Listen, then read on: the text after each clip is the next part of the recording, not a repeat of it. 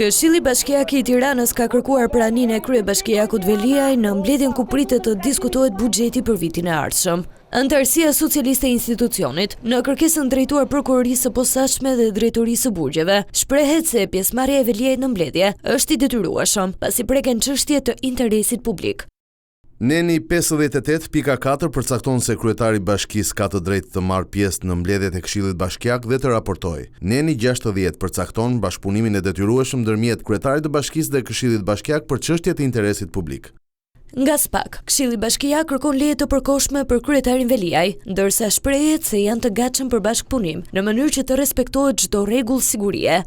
Ju kërkojmë që nëse ndaj tij janë duke u zbatuar masa kufizuese të vlerësohet lejimi i përkohshëm për pjesëmarrje fizike në një nga datat nga 16 deri në 18 dhjetor 2025. Këshilli Bashkiak është i gatshëm të bashkëpunojë plotësisht për çdo kërkesë sigurie, protokolli apo logjistike të institucioneve tuaja, me qëllim garantimin e një procesi ligjor transparent dhe funksional. Kryetari i Bashkisë së Tiranës Erion Veliaj u arrestua me kërkesë të SPAK në 10 shkurt të këtij viti nën akuzat për korrupsion pasiv dhe fshehje të pasurisë.